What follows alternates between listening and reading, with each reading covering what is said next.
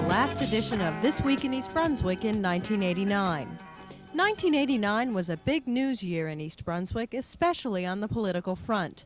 For 13 years, the Democrats led the township, and in 1988, Republican Jack Sinagro was elected mayor, along with 2 more Republican council members. This changed the rule and the future of East Brunswick. In January, Jack Sinagro was sworn in as mayor. Today, we embark upon a great opportunity. We start a new administration after 13 years of a previous administration. Now, certainly, the problems I inherit, the problems are there, and the problems will be just as difficult for me to solve as they were in the past. However, I hope we take a new approach. We have a new feeling. We have a new togetherness that we embark upon a new decade coming up, the 90s, and I hope we all work together. Trying to write a speech for today, a lot of people put a lot of emphasis in a speech, and I said, you know, today's speech isn't that important. It's what I do over the next 4 years that is. What I want to do is return to basics. I think it's back to basics for East Brunswick in '89. I think our streets are dirty. I think there are holes in the streets. The leaf collection process is horrible, as we all have suffered over the last couple of years, and snow removal. So I'm going to put a new emphasis with a new director into the Department of Public Works and get back down to basics in East Brunswick. The race for governor of New Jersey brought the candidates and their supporters to East Brunswick. George Bush, backing Republican Jim Corder, visited the township for his first time as president. It's good to be back in a state whose motto is liberty and prosperity, and which in the last 8 years has had a governor devoted to both liberty and prosperity. And if I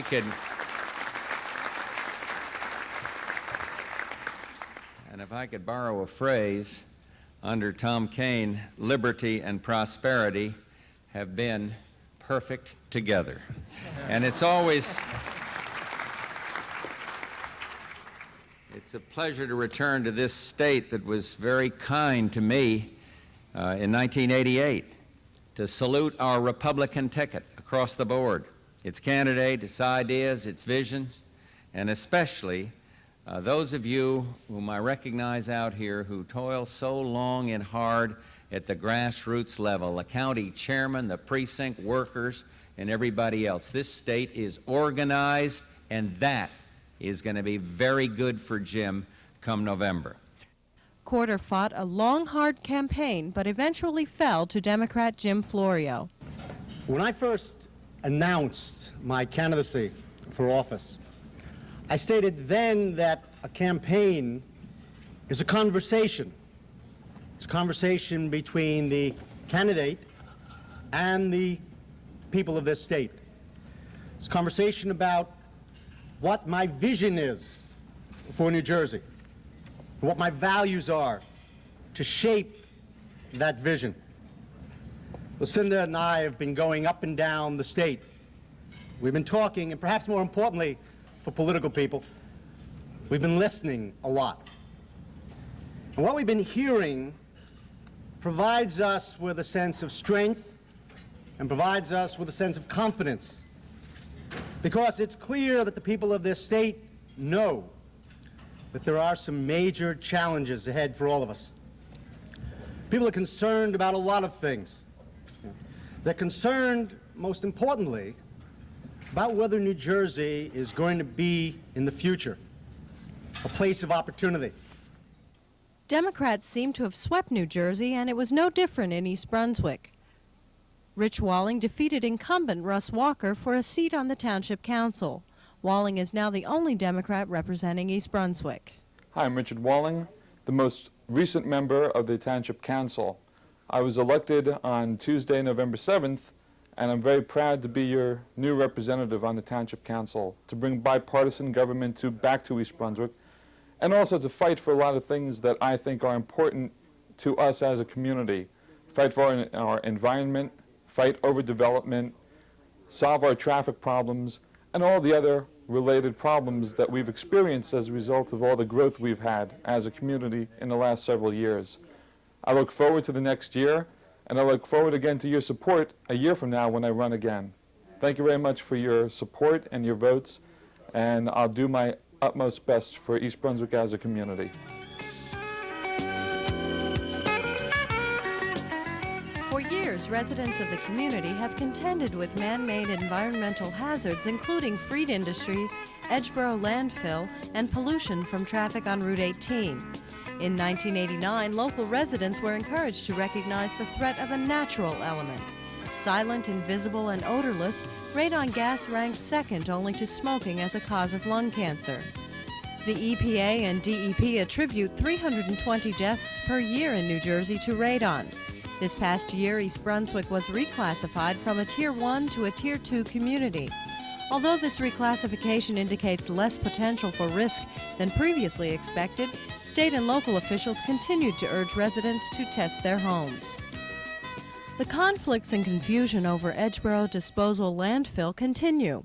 Township officials and the Middlesex County Utilities Authority, which currently leases the landfill from the Herbert family, are awaiting yet another report on the integrity of the walls surrounding the landfill. Edgeboro is currently the target of an EPA investigation. Freed Industries, declared a national Superfund site in June of '86, continues to be investigated by the EPA. This past summer marked the beginning of a cleanup and removal action by the federal government. Township officials weren't the only ones working for a cleaner environment. The efforts of members of IRATE, Independent Residents Against Toxic Environments, continued. In April, they sponsored a rally to protest the purchase of Edgeboro landfill by the MCUA and called for the closing of the dump.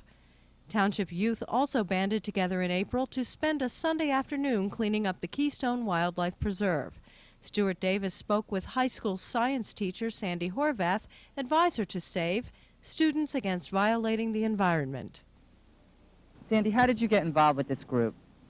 Well, with all the environmental issues in the media again, after taking a 10-year kind of break, the students got really interested in a humanities class and just came to me because I teach contemporary issues and we talk about all these issues every year. Asked me if I could be their advisor. And I said, great, it's something that we should have done 10 years ago, and now we're doing it. Why is it important for teenagers and the community to get involved in things like this? Well, the awareness, I think. You know, it makes an attitude. It promotes an attitude of respect for your environment, period. We start with litter, but it goes on to everything else, you know. There was kind of a 10-year break between, I guess, the Carter administration when everybody was really pushing for cleaning the environment through now. Why all of a sudden is there a renewed interest in the environment, do you think?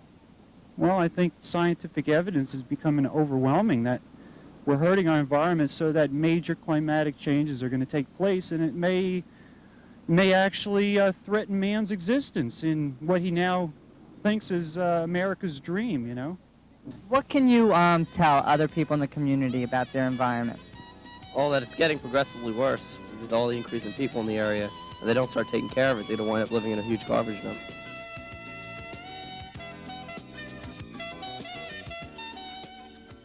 '89 was also a year of mourning in East Brunswick. Two 15-year-olds, Mark Hans and Brad Pinkowitz, drowned when swept into a water basin drainage pipe near Welsh Park. Jackson Agra spoke for the township about the tragedy. The entire community grieves the loss of these two young men. No words can express our sincere sympathies to their families. It is easy to respond to the emotion of the situation. I was at the site, and emotions ran from hope to despair to anger. However, I would like to recommend Council's actions that, while originating from emotion, offer far more substance and a longer-lasting benefit to the community. I want to begin at once a review of all our design standards, including those that are considered standard engineering practices with regard to how they should be applied to our community, and codifying these for our planning board, zoning board, engineering staff, and developers to follow as the basis for development of a safe community. The township also mourned the loss of Public Safety Director and longtime police officer Joseph Farrar. Farrar fought a long battle with cancer until his death in late September. Mayor Jackson Agra appointed former Newark police leader John Cross to the position of Public Safety Director. Cross spoke to friends and family at a ceremony in November. I see the mission of this department in one word. It's called freedom. You hear freedom bandied about in the world in international politics. Freedom in the dictionary is freedom from slavery and imprisonment. Freedom to move about in peace. I see the police mission just a little bit down closer to the people. I see freedom to go to church on Sunday, and when you arrive there, not to find a building loaded with graffiti and ethnic and racial slurs. I see freedom for your kids and our kids to go to school, go to a drug-free school, unimpeded, not bothered by those people who would be about the nasty business of child abuse. I see people conducting their businesses in a free and enterprising way, and not to have to worry about some person or persons coming in and sticking a gun in their face and taking away what they've worked for. I see traveling on a highway in a safe way of going back and forth and not worrying about drunken drivers and people that are otherwise disposed to break the laws and put everyone's life in jeopardy. I charge that mission to the men of this police department and all you other police leaders out here. I'm sure that you'll agree with me. That should be the basic charge for most policemen.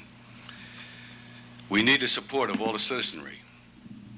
I charge our men, the citizens of this fair community, to stand behind me and the men to make this possible, make this town safe for you and everyone else.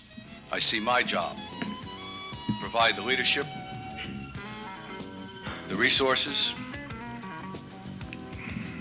in the most cost-efficient way that there is possible.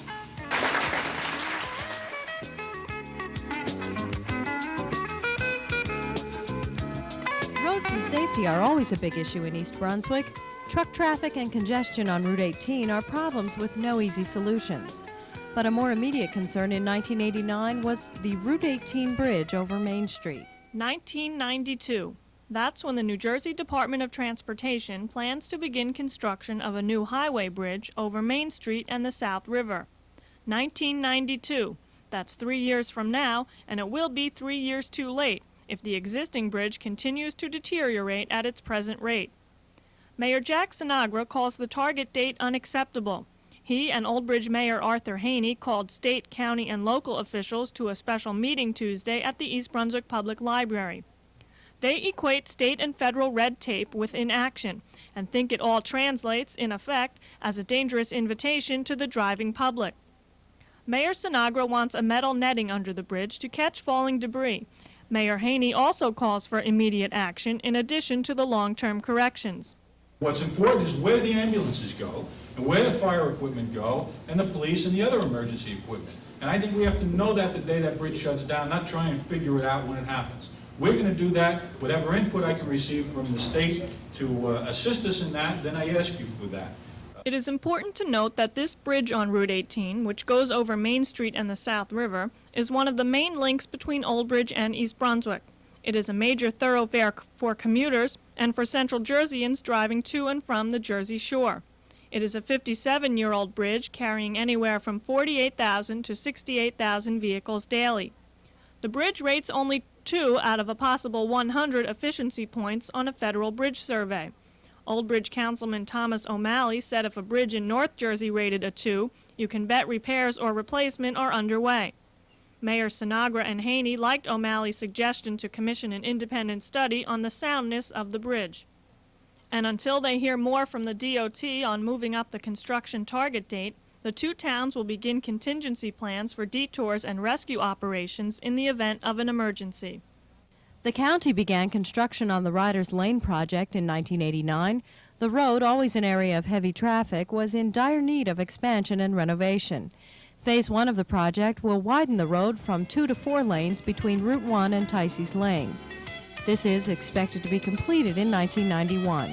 And Phase 2, a continuation of the widening project, will continue throughout the early and mid-90s. 1989 marked a significant change in the leadership of East Brunswick schools. Following the April retirement of Superintendent Dr. Joseph Sweeney, John Kopko was chosen to head the school district. Not only did township students get a new superintendent, they also participated in countless activities celebrating the diversity of youth. Camp Lakeview, a summer camp on Riva Avenue, celebrated its 50th anniversary in 1989. Hundreds of kids have warm memories of this East Brunswick institution. Other students spent their summers skateboarding, while some special kids enjoyed Camp Daisy. Hi, I'm Sandy Nelson, Supervisor of Cable Channel 8. I'd like to thank you for watching This Week in East Brunswick 1989 Year in Review. But I'd also like to bring to your attention those people who volunteer their time in order to make our programs possible. Those people are our hosts. And on behalf of the staff of Channel 8, I'd like to thank John Runyon for Business Bylines, Sandy Landman for EB People, Dolly Vasta for Art's Sake, Stuart Davis, 18, Ken Shalhoub for Let's Talk Health, Lenore Kulik on Look Great, Feel Great, John Magliaro for Sports Talk, Jimmy Allender, Phil Hill, and John Magliaro for Sports Coverage, John Kopko and Amy Fisher for Spotlight on Education, and the children's librarians from the Public Library for Stories from the Library, and Paul Hansen for You and Your Money, and for regular news features, Doug Halverson and Adrian Eisner. I'd like to wish you a happy and prosperous 1990, and we leave you with images of East Brunswick in 1989.